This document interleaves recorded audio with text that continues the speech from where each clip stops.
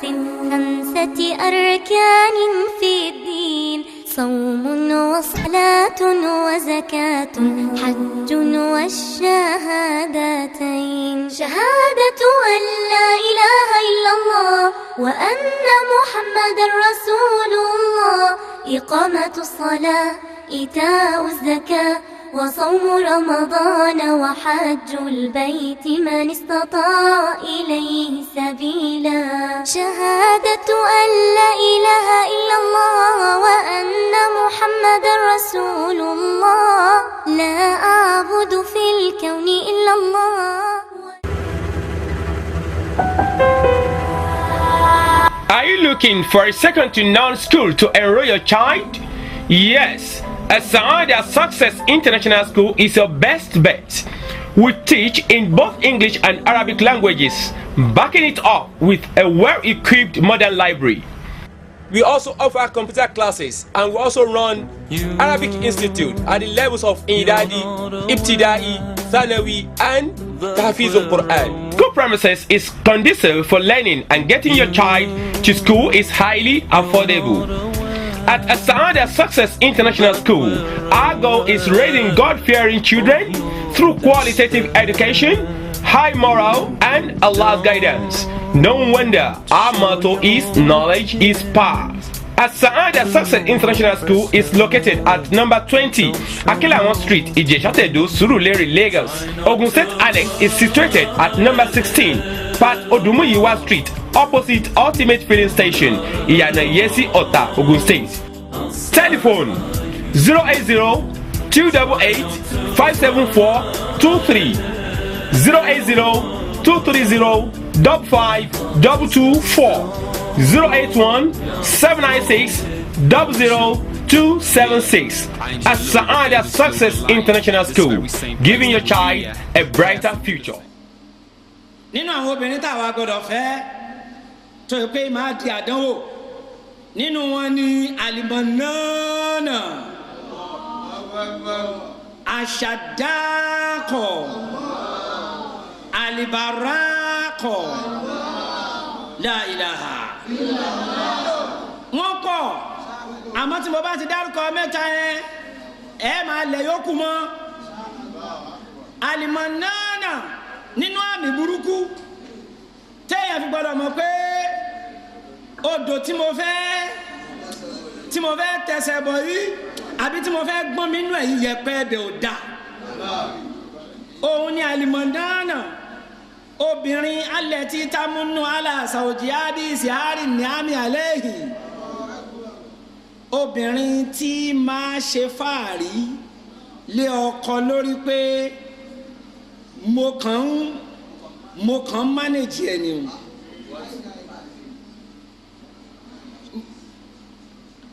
afaakim mo fẹ́ kẹ́ bìlífù kankan pé o wọ́ọ̀tì mi o obìnrin tó bá ti fi mọ̀nánà àlìmọ́nù tó bá ti fi bẹ̀rẹ̀ ayé ẹ̀ yóò wọlé ọkọ kì í ṣe pé kò ní wọlé ọkọ àmọ́ nígbà tó bá yá ọkọ kan ò ní kún kọ́ńbọ́ọ̀dù lọ́dọ̀ ẹ̀ tó bá ti wá di wípé wọ́n ń ṣanwọ́ sí ìyàwó lára gbogbo ohun tó ṣẹlòmíì dolo ṣe ayérayé ní tí wọ́n rí nǹkan kan fi wẹ̀ dànù àwẹ̀ dànù tí mo wí hùn ọ̀rọ̀ tó fẹ̀ ni a padà débẹ̀ àwẹ̀ dànù bẹnu alukur'ani èèyàn ó wẹ̀ nǹkan bú dànù omi náà ni àmọ́ wà ní alukur'ani nígbà gbogbo wàhálà alẹ́ ayé Ayuba tí gbogbo wàhálà ayé ẹ̀ tó díjú tán pátápátá ọlọ́run ní orúkúdíbìrì jílíkà ààbàbárì dùnmùgìtẹ́sẹ̀lùm wọ́ṣàràbù ọlọ́run ní ó yá ò lẹ́nì kankan mọ́ ó yá máa fẹsẹ̀ gbólẹ̀ omi tó bá jáde níbi ẹsẹ̀ rẹ̀ múgìtẹ́sẹ̀lùm bárì dùn wọ́ṣàràbù ó múnú ẹ̀ ó sì fi sanra nú ẹ̀ àgbo àtàwẹ̀dànù nù ni tó lálàyé nú téèyàn bá wá gbọ́yé kò dákẹ́ jẹ́jẹ́ a gbọ́dọ̀ fẹ́ ọmọbìnrin onífàárí bó ṣe jọra ẹ̀ lójú ni bẹ́ẹ̀ náà ni ó ṣe ju ọmọ nù téèyàn ó kàn bí ọmọ lásán aṣàdáàkọ̀ kaṣọ́ra ń bẹ̀ ṣàdáàkọ̀ kasiratul kalam mayitun qalbuha kasirun kasibuha muhibbatun li'uluwi sawtiha ṣàdáàkọ̀ tóbìnrin bá jẹ́ ṣàdáàkọ̀ ṣàkùṣàkù ó papọ̀ mọ́ àbí kí ni wọ́n ń pè é kasiratul kalami ọmọ obìnrin tó ṣe pé àròyé ẹ ti pọ̀ ju ohun ẹ ó máa ga jù tọkùnrin lọ ní gbogbo ìgbà kasiratul kalami kasirun kasibuha ọmọ obìnrin tó ṣe wípé irọ́ dánmọ́ lẹ́nu irọ́ tutù lẹ́nu ẹ̀ tó bá gbé irọ́ kalẹ̀ báyìí yóò sì dúró tí ọmọbìnrin bá ti ya onírọ́ bẹ́ẹ̀ láwọn sì ló dágbére ìsẹ́yìn kì í ṣe sẹ́yìn táwọn bàbá wa wáyé ló ìsẹ́yìn àwọn lọ́yọ̀ ìsẹ́yìn àwọn aláàjì ìsẹ́yìn àwọn aláàjì dáúdà ájì dáúdù ńkọ́ ìsẹ́yìn lẹ́ẹ̀tì bá láwọn sì ló dágbére ọmọbìnrin mi yóò máa sọ̀rọ̀ Allahu Akbar ẹjẹ́ a máa ṣọ́ ọmọ tó ń sọ̀rọ̀ nínú ọgbà tó wá ní kẹtù lòún wà ẹ̀sán ní ìgbárùn látẹ̀yìn ìhun tó fẹ́ dálẹ̀ yẹn aburú ni tóbìnrin bá ti pọ̀ ní irọ́ ó ká irọ́ mọ́ lọ́wọ́ lẹ́ẹ̀kínní ó ká irọ́ ọlọ́mọ lọ́wọ́ lẹ́ẹ̀kejì ó ká irọ́ mọ́ lọ́wọ́ lẹ́ẹ̀kẹta tóbìnrin bá ti lè jẹ́ onírọ́ ọmọ ìbànújẹ́ ni ó bí o ọmọ ìbànújẹ́ ni ó bí o wàhálà ni yóò bí o wọn ní máàkì sàáyídù fọmọ ẹ o ṣèkíjù ni wọn máa máàkì fún o ká lè mọ inú odó tá a fẹ́ da ọ̀rá sí ọmọ kan wà ní Unilag tó ń fẹ́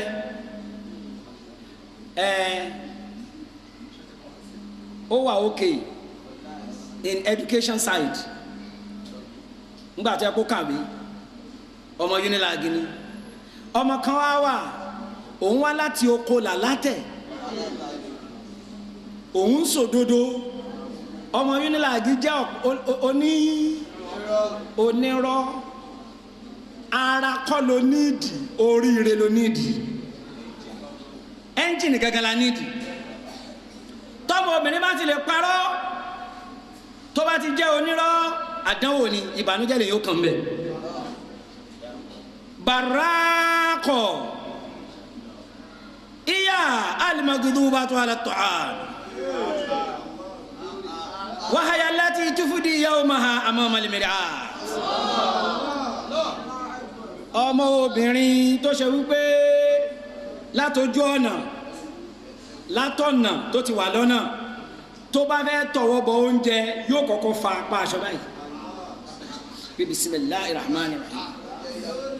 kì í wá kò wá ní jẹ oúnjẹ dédàjì àjẹtán ní gbogbo oúnjẹ mọ̀gìdúbà tún àlàtọ̀ àmì nǹkan kan kì í wá bínú àfọ̀rọ̀ oúnjẹ ẹ̀dá tá a já obìnrin ní kí obìnrin máa yọ oúnjẹ jẹ obìnrin ó máa jẹ nǹkan tí ó sì máa wù yàn kóbìnrin rọra fi kí lórúkọ nkíní tẹ̀ ń jẹ kóbi meat pie sẹ́nu yóò máa rọra fi ahọ́n yóò máa fi ahọ́n té kẹ́ẹ̀lì bá mọ̀ pé alálàáfíà ni tó bá dẹ̀ fẹ́ mu omi náà yóò rọra máa ṣe ìṣesí obìnrin rẹ nu àmọ́ tó bá ti di pé obìnrin han eyín mọ́gálà lójijì tí ẹ mú obìnrin jáde mo lè máa lọ Alhaji Nuru domino Islam yọ̀ǹda fún wa èèyàn gbọ́dọ̀ máa gbéyàwó ẹ̀ jáde iṣẹ́ ò gbọ́dọ̀ di ẹ lọ́wọ́ ọ̀tọ̀ ló ń jẹ inú ilé ọ̀tọ̀ ní kẹ́ ẹ wá ṣeré jáde kẹ́ ẹ lọ jẹ nǹkan díẹ̀ ní Shoprite tẹ́ ẹ bá sì jẹ nǹkan díẹ̀ tán kó o tún ní ó náwó sáwọn nǹkan kan kẹ́ ẹ rà á fún tóbìnrin bá dẹ̀ fẹ́ máa weak ń pé àbóbìnrin yóò fẹ́ ta sánsán tó mọ́ bíi ti tẹ́lẹ̀ ẹ lọ change àwọ̀ ẹ̀ mú lọ sí make me níbi tí wọ́n ti make obìnrin ó pọ̀ lọ́nà Sùúrùlérè wa yìí olóko ló máa gbé wa kọjá ń bẹ̀.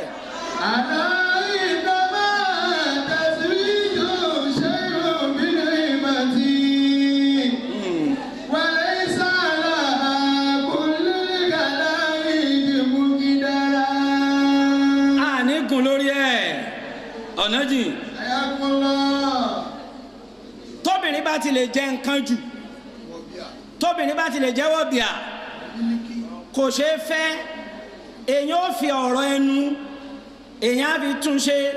tẹ́ ẹ bá túnṣe tí ò bá ti gba àtúnṣe má torí bọnú àdánwò wọn ní máàkì ọmọ rẹ fún oúnjẹ yẹn náà ni yóò wọ lọ́kàn títí títí títí tí ó fi jẹ poison sí wọ̀gán lọ́rùn oúnjẹ ò gbọ́dọ̀ jẹ obìnrin lógún obìnrin máa rọ́jú ni ó ṣe ń jẹ kalẹ̀ gbogbo ẹ̀dọ̀ gbogbo abọ́dí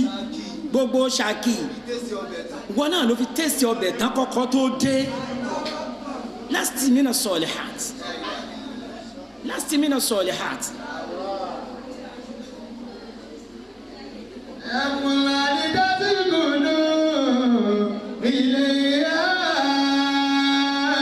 Àwa gbọ́dọ̀ fẹ́ obìnrin rẹ̀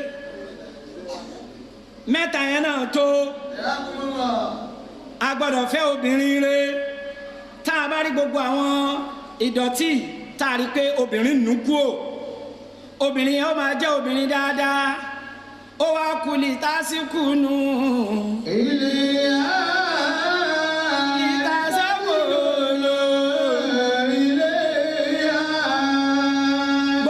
Kàkálẹ̀ yóò obìnrin ló ní ó wà kútọ̀ ọkùnrin gangan nítorí wípé ntí Ọlọ́run ọba fi ọkùnrin ṣe ní asákanu asákanu láùsákanu fi jàsádì lè marhati ọkùnrin gbogbo ìgbésí ayé ọkùnrin pátá ibi tọ́lọ́run ọba gbé ìgbésí ayé ọkùnrin sí tọkùnrin bá lọ tọkùnrin bá bọ̀ ibi tọkùnrin ó fàdàgbẹ́ ètò rọ̀ sí ọ̀dọ̀ obìnrin ni. Obìnrin wa gbọ́dọ̀ wà ní azakan ilé kan lóbìnrin ilé yẹn wa gbọ́dọ̀ pé èyí tá a kọ́kọ́ kà yí obìnrin lónìí fúnra ẹ̀ ilé obìnrin gbọ́dọ̀ pé yàrá tọkùnrin ó máa dé sí tálejò lè wọ̀ yàrá yẹn gbọ́dọ̀ pé yàrá kan wá wà tí kì í ṣe yàrá àlejò tí wọ́n bí àlejò kan tí wọ́n gbọ́dọ̀ débẹ̀ òun ni yàrá tá a lẹ́bi wí fún wa lẹ́ẹ̀kan àlejò bú tí o bá fẹ́ parun kò gbọ́dọ̀ débẹ̀ yàrá yẹn wá lágbára òun ni ní tásìkò nù. ilé ìdásẹ́kò lò ilé tí yàrá yẹn bá pé yàrá yẹn gbọ́dọ̀ pé yàrá yẹn mẹ́rin ni àbí márùn àmọ́ yàrá mẹ́rẹ̀ẹ̀rin yẹn òun ló máa fa jàálà báyé náà kún.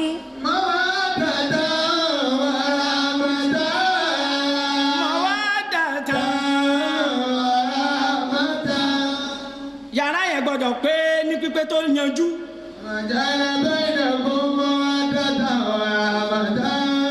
Àlìyàdáni ọwọ́ méjèèjì nínú yàrá yẹn ní ọwọ́ obìnrin gbọ́dọ̀ tútù. Ọwọ́ obìnrin ò gbọ́dọ̀ gbẹ kò sì gbọ́dọ̀ yí ẹ máa dé o ọ̀rọ̀ àgbáyé ni o ọ̀rọ̀ tí ó ń da lẹ́rù là ń sọ yìí o.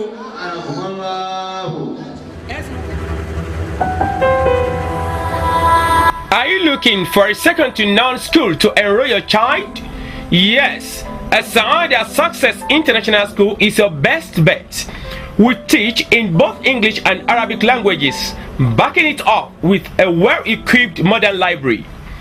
We also offer computer classes, and we also run Arabic Institute at the levels of Idadi, Ibtidai, Thanawi, and Tahfizul Quran. School premises is conducive for learning, and getting your child to school is highly affordable. At As-Saada Success International School, our goal is raising God-fearing children through qualitative education, high moral, and Allah's guidance. No wonder our motto is knowledge is power. As-Sa'ada Success International School is located at number 20 Akilawan Street, Ijesha-Tedo, Surulere, Lagos. Ogun State Annex is situated at number 16 Pat Odumuyiwa Street, opposite Ultimate Filling Station, Iyana Yesi Ota, Ogun State. Telephone 080-288-57423, 080-230-55224, 081-796-00276. As-Sa'ada Success International School, giving your child a brighter future. ẹ̀sìn mọ̀ pé tálákọ̀wé bá rí nǹkan tí ò tẹ́ alákọ̀wé lọ́rùn pépà ló ń máa kà alákọ̀wé ò ní sọ̀rọ̀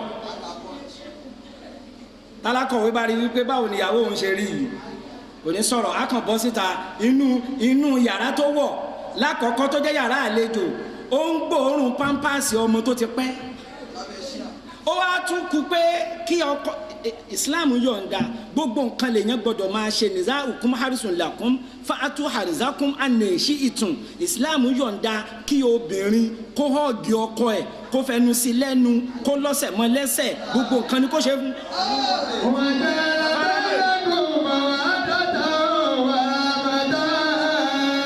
gbogbo nǹkan ni kó ṣe fún nǹkan àkọ́kọ́ ọwọ́ ni ọwọ́ yẹn gbọ́dọ̀ tútù ọwọ́ obìnrin gbọ́dọ̀ lọ mọ bí ó ṣe jẹ́ kọ́wọ́ ẹ̀ tutù débi pé tí èèyàn bá gbé ọwọ́ lé ọkùnrin lórí níbi iwájú orí yẹn ó sì tutù débi pé kò ní rántí àlìkìyámà tẹ́ ẹ bá sọ̀rọ̀ kò ní kọ́kọ́ rántí àlìkìyámà yẹn.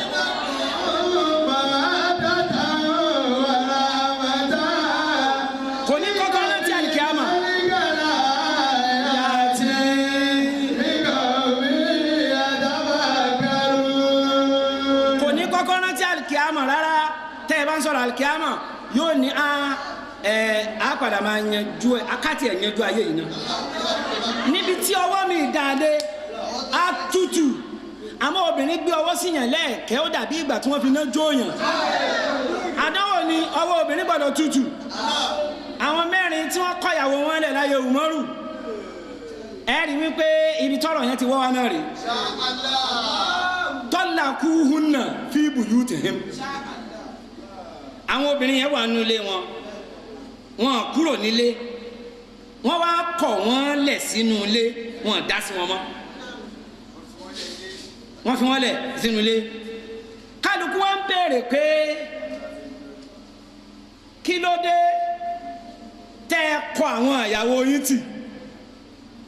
wọn dáhùn gbogbo èèyàn ló bí wọn torí wọn fẹ́ tú àṣírí ìyàwó wọn fẹ́ tú wọn á padà kó ọ̀rọ̀ lọ bá Umaru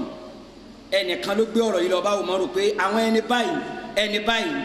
wọ́n ti pàyàwó wọn tì sínú ilé wọn dá sí wọn mọ́ gbogbo èèyàn sì bí wọn sábàbù tẹ̀tẹ̀lé wọn dáhùn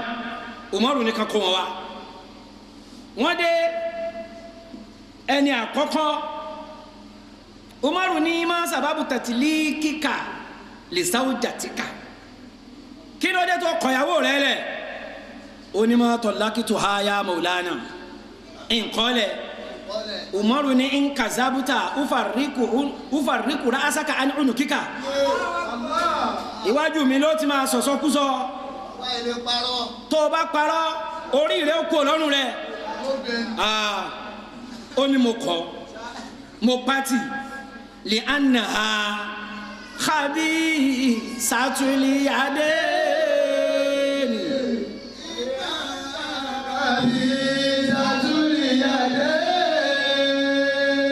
ó ní mo kọ̀ khabisatul yadayn torí wípé ọwọ́ ìyàwó mi méjèèjì ọwọ́ yẹn ó máa dọ̀tí bí ìgbà téèyàn ń fi ọwọ́ wa kọ́ta ó wá sú mi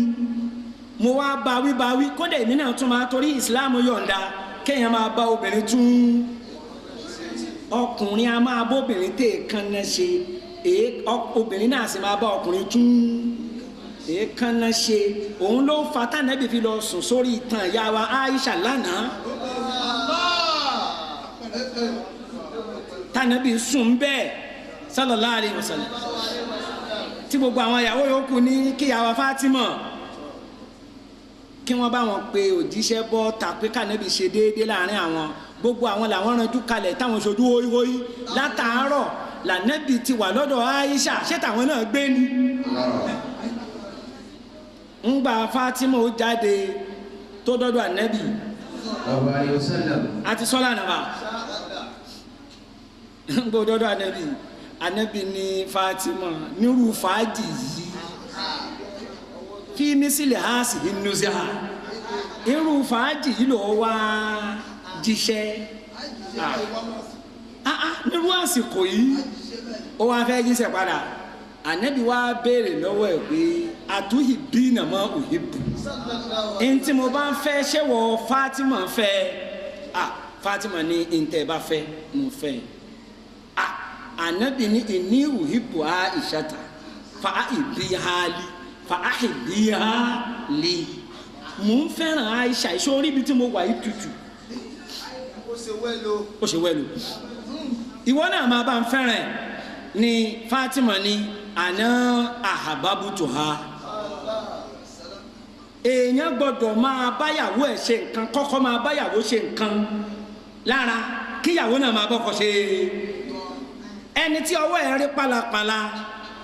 Umaru ni barakallahu fika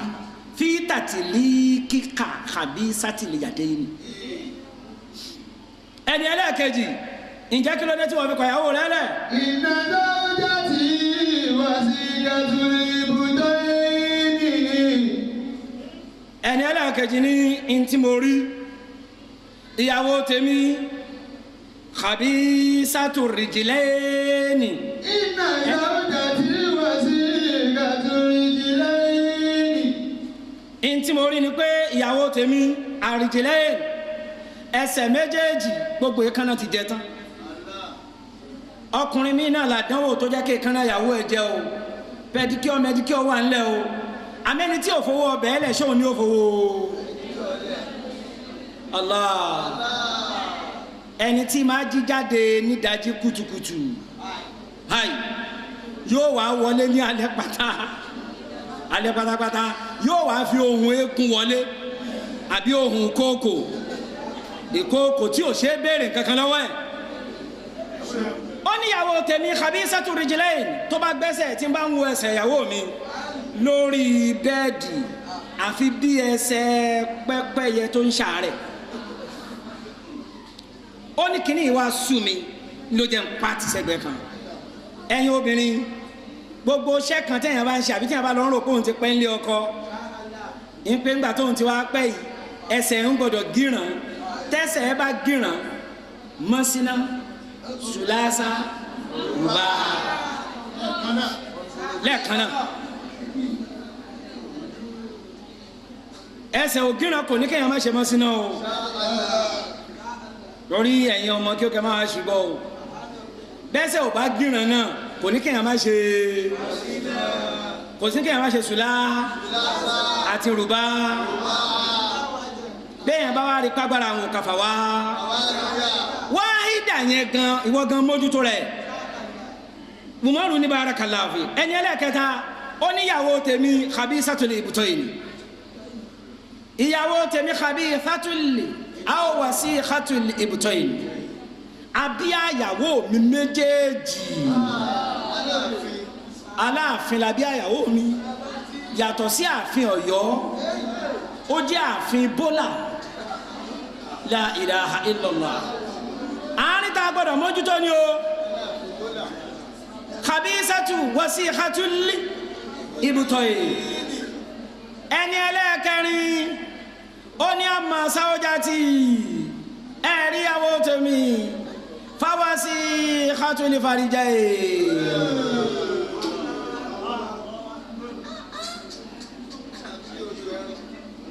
the IX accident tó ní agbára jù tó ṣe wípé right of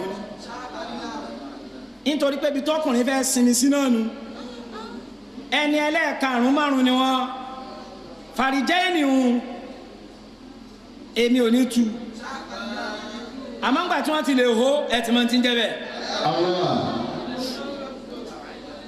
ẹni ẹlẹ́ẹ̀karùn-ún ó ní ẹ̀rí ìyàwó tèmi fàwásí khatuli famaini àtàhán àtẹ̀rìgì àtẹ̀yìn gbẹ̀gìrì mo dáràn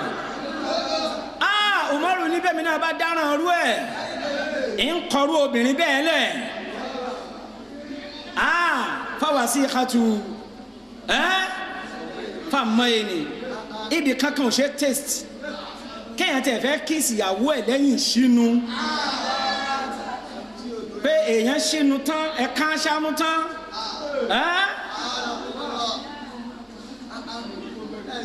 ìyàwó wa lanu ó dàbí pé òkú ẹyin ni wọ́n jù kalẹ̀ ẹ dákun àwọn àárín yìí lóníkálukú ń pamọ́ra lẹ́lòmíì fi ń wo pé òun lọ Kòdú Ìkòdú níwò yìí mo lè ànímọ̀ lọ Kòdú ọ̀gárin ní iṣẹ́ níbi iṣẹ́ òun lẹ́lòmíì ò fi gbélé ní ò fi gbé ilé abẹ́ Ọlọ́run ọba tó ní mímọ̀ ṣe lọ́dọ̀ kó má ṣàkọ́ àmọ́ ṣe á padà tún máa tẹ̀síwájú gbogbo ìlànà téèyàn lè tọ̀rẹ́ lítàsíkú nù. ilé àwàjà lábẹ́ ìnáwó máa dáadáa àràmàdà.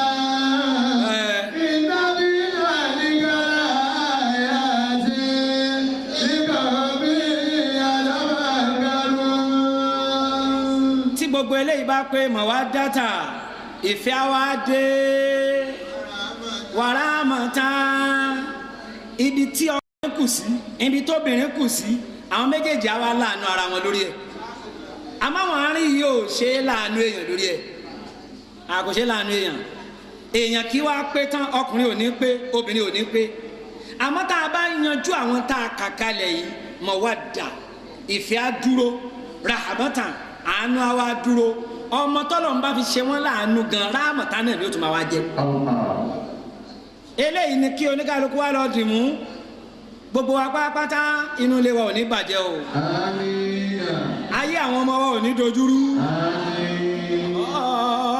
ọkọ pẹ̀lú ìyàwó nájọ ń ṣayé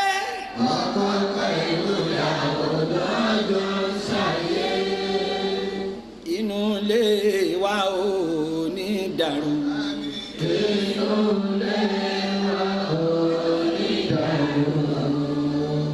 inú ilé